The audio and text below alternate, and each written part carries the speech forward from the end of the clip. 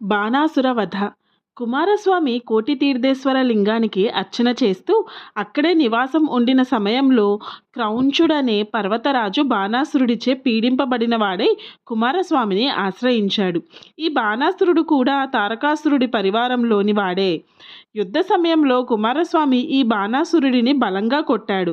ఆ దెబ్బకు తట్టుకోలేక వీడు పారిపోయి క్రౌంచ పర్వత శిఖరాన్ని నుజ్జు చేసి అక్కడ ఏర్పడిన గుహలో తలదాచుకుని క్రౌంచుడిని హింసిస్తూ ఉండేవాడు. ఆ క్రౌంచుడు కుమారస్వామికి నమస్కరించి స్తుతించాడు. క్రౌంచుడి ప్రార్థనకు ప్రసన్నుడైన కుమారుడు తన వేలాయుధాన్ని చేతపట్టి మనసులో శివుణ్ణి స్మరించి బాణాసురుడిపై యుద్ధం ప్రకటించాడు. ఆ ఘోర యుద్ధంలో కుమారస్వామి క్రౌంచ పర్వతాన్ని భేదించి ఆ రాక్షసుణ్ణి సపరివారంగా బయటకు తీసి సంహరించాడు. అప్పటి నుండి కుమారుడికి క్రౌంచధారణ, క్రౌంచసఖ అనే పేర్లు వచ్చాయి. కుమారస్వామి క్రౌంచుడికి ఇక నిర్భయంగా ఇంటికి వెళ్ళు అని చెప్పి పంపించాడు. స్వామి ఆ క్రౌంచ పర్వత సమీపంలో ప్రతిజ్ఞేశ్వర, కపాలేశ్వర, కుమారేశ్వర అనే పాపాలను హరించే 3 శివలింగాలను ప్రతిష్ఠ చేశాడు. తరువాత ఆయన జయస్తంభం అనే క్షేత్రానికి సమీపంలో స్తంభేశ్వరుడు అనే పేరుగల శివలింగాన్ని స్థాపించాడు. ఆ ప్రతిష్టలో దేవతలందరూ పాల్గొన్నారు. ఆ శివలింగానికి అనేక మహిమలున్నాయి. స్తంభేశ్వరుని అర్చించే భక్తులకు కోరికలన్నీ తీరుతాయని స్వయంగా స్కందుడే ఘోషించాడు. ప్రలంబాసుర వధ. శివస్థాపన అయిన తరువాత కుమారస్వామి దేవతలతో కలిసి కైలాసానికి వెళ్ళబోతూ ఉండగా ఆదిశేషుడు కుమారుడైన కుముదుడు ప్రలంబాసురుడిచే పీడింపబడిన వాడై కుమారస్వామిని శరణు కోరాడు. ప్రళంబుడు కూడా తారకుడి అనుచరుడే. వీడు యుద్ధం నుండి పారిపోయి నాగలోకంలో తలదాచుకుని అక్కడ నాగలను పీడిస్తూ ఉండేవాడు. కుముదుడు కుమారస్వామిని చాలా స్తోత్రం చేశాడు. కుముదుడు అనే నేను నిన్ను శరణు వేడుతున్నాను. నాకు వేరే దేవుళ్ళు తెలియదు. నీ చరణాలను హృదయంలో ధరిస్తున్నాను. నీ మూర్తినే భావన చేస్తున్నాను. ధ్యానించతగిన వాడివి, ధ్యానానివి కూడా నువ్వే. శివపుత్ర, దేవతలచే నమస్కరింపబడిన పాదాలు కలవాడా, సచ్చిదానందంలో ధరించిన దీక్ష కలవాడా, ఆశ్రయించిన నన్ను రక్షించు. కుముదుడి స్తోత్రానికి మెచ్చిన కుమారుడు శివస్మరణ చేసి తాను ఉన్న చోటి నుండే ప్రలంబుడిని ఉద్దేశించి శక్తి ఆయుధాన్ని విసిరాడు. ఆ ఆయుధం పెద్దగా శబ్దం చేస్తూ ఆకాశంలో ఉల్కలాగా వెలిగిపోయింది. ఎలాంటి కష్టమైన పనినైనా తేలికగా చేసే ఆ శక్తి ప్రలంబుడిని వాడి 10,000 మంది సైన్యాన్ని భస్మం చేసి తిరిగి స్కందుడిని చేరింది. ఈ కార్యానికి కుమారస్వామి మిత్రుడైన వాసుకి చాలా సంతోషించి, స్వామి, మిత్రమా, నా అవసరం ఏదన్నా ఉంటే సెలవియ్యి, చేస్తాను అన్నాడు. అప్పుడు సుబ్రహ్మణ్యుడు సమయం వచ్చినప్పుడు చెబుతానులే అన్నాడు. కుముదుడు స్కందస్వామికి నమస్కరించి నాగలోకానికి వెళ్ళాడు. జరిగిన ఈ దివ్యమైన ఘట్టాలను చూసి దేవతలు కుమారస్వామిని నానా విధాలుగా స్తుతించారు. దేవతలు ఈ విధంగా అఖండ స్తోత్రాలు చేస్తూ ఉండగా పర్వతాలు, చిన్న చిన్న కొండలు, గుట్టలు, రాళ్ళు కూడా కుమారస్వామిని స్తోత్రం చేశాయి. కుమారస్వామి ఈ పర్వతాలను చూసి చాలా సంతోషించి ఇలా అన్నాడు. ఓ పర్వతాలారా, మీరందరూ తపస్సులచే పూజింపదగిన వారు. ఇకపై కర్మిష్ఠులు, జ్ఞానులు కూడా మిమ్మల్ని సేవించెదరుగాక. ఓ కొండల్లారా, నా మాట వల్ల మీరందరూ శివలింగాకారాన్ని పొందుతారు. సందేహం లేదు. పర్వతం అంటే శివలింగము. నా మాతామహుడు పర్వతరాజు అయిన హిమవంతుడు తన శక్తిని ఇంకా పెంచుకుని మహాత్ముడై తపస్సులు చేసేవారికి ఫలాలను అనుగ్రహించేవాడు అవుతాడు అని ఈ విధంగా పర్వతాలకు వరాలను అనుగ్రహించాడు. ఆ సమయంలో అక్కడే ఉన్న బ్రహ్మదేవుడు కుమారస్వామిని సమీపించి, స్వామి, ఒకసారి కైలాసానికి వెళ్ళి వద్దాం అని దేవతలందరినీ స్వామిని వెంట పెట్టుకుని కైలాసానికి బయలుదేరాడు. ప్రళంబ వద్ద జరిగిన తరువాత దేవతలంతా మహోత్సాహంతో కుమారస్వామిని కైలాసానికి తీసుకువచ్చారు. కుమారుడు విమానం దిగి సింహాసనాన్ని అలంకరించి ఉన్న శివపార్వతులకు నమస్కరించాడు. వారు కుమారుడిని లేవదీసి ఒడిలో కూర్చోపెట్టుకుని సంతోషించారు. శివుడు షణ్ముఖుడి 6 ముఖాలను ప్రేమతో ముద్దాడుతూ కుమారా, చిరంజీవా అని 6 సార్లు దీవించాడు. శివుడు ఆఘ్రాణం చేస్తున్నవి, జగద్భారాన్ని మోసే సామర్థ్యం కలవి, కిరీటాలతో ప్రకాశిస్తున్నవి అయిన 6 తలలకు నమస్కారము అని దేవతలు శివపరివారాన్ని స్తుతించి తమ తమ స్థానాలకు వెళ్ళారు.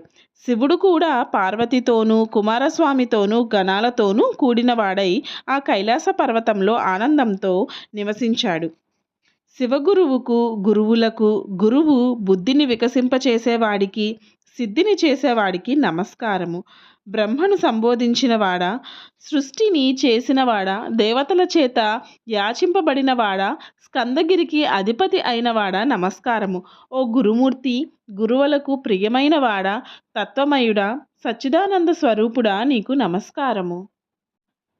గురునాథ బిరుద ప్రాప్తి. కైలాసంలో కుమారస్వామి కోసమై స్కందగిరి అనే పర్వతం ఏర్పడింది. ఆ పర్వతంలో ఒక సుందరమైన గుహ ఉంది. స్కందుడు ఎక్కువ కాలం ఆ గుహలోనే గడిపేవాడు. అప్పటి నుండి ఆయనకు గుహ అనే పేరు ప్రసిద్ధిలోకి వచ్చింది. ఒకసారి బ్రహ్మదేవుడు శివదర్శనానికై కైలాసానికి వచ్చాడు. అక్కడ బ్రహ్మకు స్కందుడు ఎదురుపడ్డాడు. బ్రహ్మ కనీసం పలకరించనైనా పలకరించకుండా వెళ్ళిపోయాడు. శివదర్శనం చేసి వస్తున్న బ్రహ్మకు స్కందుడు మళ్ళీ ఎదురుపడ్డాడు. అప్పుడు కూడా బ్రహ్మ కుమారస్వామిని గౌరవించలేదు సరికదా, పలకరించనైనా పలకరించలేదు. ఎంతైనా సేనాపతి కదా. కుమారుడికి కోపం వచ్చింది. బ్రహ్మదేవుడికి బుద్ధి చెప్పాలి అనుకున్నాడు. కుమారస్వామే కల్పించుకుని బ్రహ్మతో మాట్లాడాడు. ఓ బ్రహ్మదేవ, మీకు పరబ్రహ్మ పరమేశ్వరుడు కల్పించిన పని ఏమిటి? మీరు ఏం చేస్తూ ఉంటారు అన్నాడు. అందుకు బ్రహ్మదేవుడు, నేను ఈ జగత్తుకంతా సృష్టికర్తను. పరమేశ్వరుడు నన్ను సృష్టి కార్యానికై నియోగించాడు అన్నాడు. అప్పుడు స్కందుడు, ఓహో, మీకు సృష్టి చేయగల శక్తి ఎలా వచ్చింది అని అడిగాడు. అందుకు బ్రహ్మ, ప్రణవ బీజాక్షరాన్ని జపించటం వల్ల, ప్రణవార్థాన్ని మననం చేయటం వల్ల వచ్చింది అన్నాడు. అప్పుడు స్కందుడు, అయితే ఆ ప్రణవార్థాన్ని నాకు కూడా తెలపండి అన్నాడు.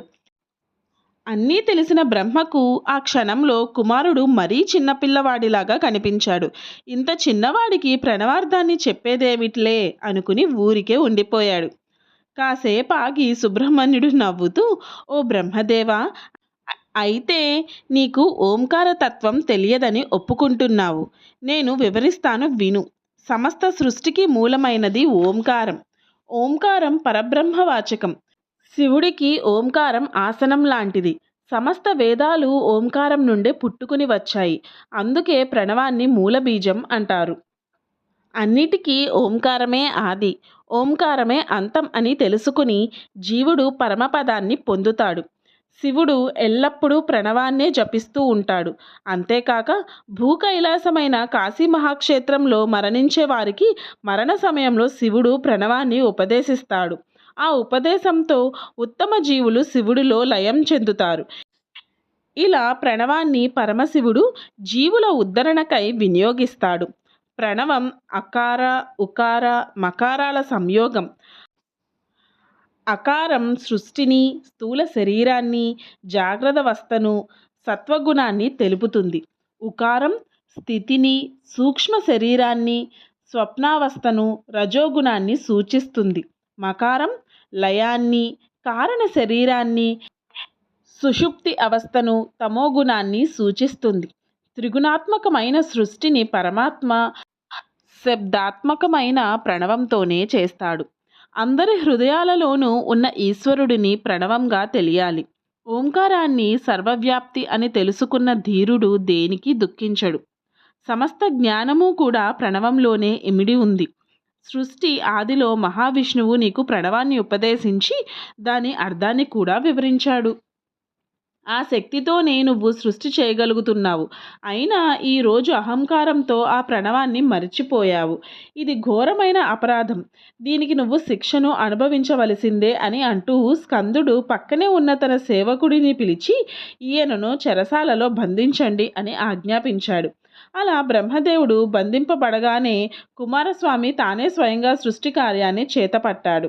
శక్తి ఆయుధాన్ని, వజ్రాన్ని, ధ్వజాన్ని, శూలాన్ని పక్కన పెట్టి అక్షమాలను, కమండలాన్ని, పుస్తకాన్ని, యోగదండాన్ని చేతపట్టి సృష్టి కార్యాన్ని ఆరంభించాడు. బ్రహ్మదేవుడు తన తప్పు తెలుసుకొని తపస్సుకు ఇదే సరి అయిన సమయం, సరి అయిన స్థలం అనుకుంటూ ఆ బందీ గృహంలోనే తపస్సు ప్రారంభించాడు. శివుడికి ఉపదేశం. బ్రహ్మగారు బంధింపబడటాన్ని చూసి దేవతలు విష్ణువు దగ్గరకు పరిగెత్తారు. ఆయనను విడిపించాలనే సంకల్పంతో మహావిష్ణువు దేవతలతో కలిసి శివుడి వద్దకు వచ్చాడు. శివుడితో శివకుమారుడు చేసిన ఘనకార్యాన్ని వివరించాడు. అప్పుడు శివుడు నందిని పిలిచి, నంది, స్కందగిరికి పోయి శివుడు బ్రహ్మగారిని విడిచిపెట్టమంటున్నాడని స్కందుడితో చెప్పు అన్నాడు. నంది వెళ్ళటానికి మొదట్లో కాస్త జంకినా తప్పేది లేదు కనుక స్కందగిరికి వెళ్ళి స్కందుడితో, స్వామి, మీ నాన్నగారు బ్రహ్మదేవుడిని విడిచిపెట్టమంటున్నారు అని తెలిపాడు. అది విని మహాసేనుడు మహోగ్రుడై, ఎట్టి పరిస్థితులలోనూ బ్రహ్మను విడిచేది లేదు. ఇంకొక్క క్షణం నా కంటి ముందు ఉన్నావంటే నిన్ను కూడా బంధించి లోపల పడేస్తాను అన్నాడు. నందిదేవుడు బతుకు జీవుడా అనుకుంటూ కైలాసానికి పరిగెత్తాడు. నంది స్థితిని చూసి శివుడే స్వయంగా స్కందగిరికి వచ్చాడు. అప్పుడు స్కందుడు ఆసనం దిగివచ్చి శివుడి పాదాలకు నమస్కరించి, తండ్రి, కబురు పంపితే నేనే మీ వద్దకు వచ్చి ఉండేవాణ్ణి కదా అన్నాడు. అందుకు శివుడు, నాయన, బ్రహ్మ సృష్టిక్రియకు అధిపతి. నువ్వు ఆయనను ఇలా బంధించడం మంచిది కాదు. నేను నందితో సందేశాన్ని పంపి చూశాను. నీకు విపరీతంగా కోపం వచ్చింది. అందువల్ల నేనే రావాల్సి వచ్చింది అన్నాడు. వెంటనే కుమారస్వామి వీరబాహువును పిలిచి బ్రహ్మదేవుణ్ణి బంధ విముక్తుణ్ణి చెయ్యి అని ఆజ్ఞాపించాడు. మరుక్షణంలో బ్రహ్మ అక్కడకు వచ్చాడు. కొంచెం సిగ్గుగా తలవంచుకుని బ్రహ్మ ఇలా అన్నాడు, శంకర, నీ కుమారుడు నాలో మొలకెత్తిన గర్వాన్ని పోగొట్టి నాకు తపస్సు చేసుకునే అవకాశాన్ని కల్పించాడు. దాంతో ప్రణవతత్వం నాకు మళ్ళీ స్ఫురించింది అన్నాడు. శివుడు నవ్వుతూ కుమారస్వామిని ఒడిలో కూర్చోపెట్టుకుని, కుమార, బ్రహ్మకు ప్రణవాన్ని వివరించటం చేత కాలేదు. పోనీ నీకు ప్రణవం గురించి తెలిసి ఉంటే నాకు చెప్పు అన్నాడు. అప్పుడు స్కందుడు బుద్ధిగా ఇలా అన్నాడు, నాన్నగారు, మీ అనుగ్రహం వల్లనే కదా నాకు ప్రణవం సిద్ధించింది. మీరు అమ్మకు ప్రణవాన్ని వివరిస్తూ ఉండగా నేను విన్నాను. ఆ ఉపదేశ సమయంలో ప్రణవార్థాన్ని ఎప్పటికీ బహిరంగపరచకూడదు అని సెలవిచ్చారు. ఇప్పుడు మీరే నియమాన్ని తప్పుతూ ఇక్కడ చేరిన వీరందరికీ వినపడేటట్టు ఓంకారాన్ని వివరించమంటున్నారు. చెప్పమంటారా అని అడిగాడు. పుత్రాదిచేత్ పరాజయం అన్నట్టు కుమారుడి మాటలు విని మహేశ్వరుడికి మహా ఆనందం కలిగింది. కుమారస్వామిని తన ఒడి నుండి కిందకు దింపి ఒక పీటపై కూర్చోపెట్టి తాను నేలపై కూర్చుని ఒక సాధారణ శిష్యుడిలా నటిస్తూ, గురునాథ, అదీహి భగవో బ్రహ్మ, భగవన్, నాకు ప్రణవతత్వాన్ని తెలుపు అని ప్రార్థించాడు. అప్పుడు గురునాథస్వామి అయిన కుమారుడు పరమేశ్వరుడి కుడి చెవిలో ప్రణవ మంత్రాన్ని ఉపదేశించి మహావాక్యార్థాన్ని వివరించాడు. యోగులు నిత్యము ఓంకారంతో ధ్యానిస్తున్నారు. ఓంకారము కోరికలను తీరుస్తుంది, మోక్షాన్ని కూడా ఇస్తుంది. అందువల్ల ఓంకారానికి నమస్కారము. అది ఒక అద్భుతమైన సన్నివేశం. ఒక బాలకుమారుడు ఆది గురువు, ఆదిపిత, గురుగీతను ఉపదేశించిన మహానీయ మూర్తి అయిన పరమశివుడికి ప్రణవాన్ని ఉపదేశించిన ఘట్టం. ఈ ఉపదేశం పూర్తి అయిన తరువాత దేవతలు కుమారస్వామికి నమస్కరించి గురుగుహ అనే బిరుదును ఇచ్చి సపర్యలు చేశారు. ఆనాటి నుండి సేనాపతి సేనాధిపత్యంతో పాటు గురుత్వాన్ని కూడా నిర్వహించాడు.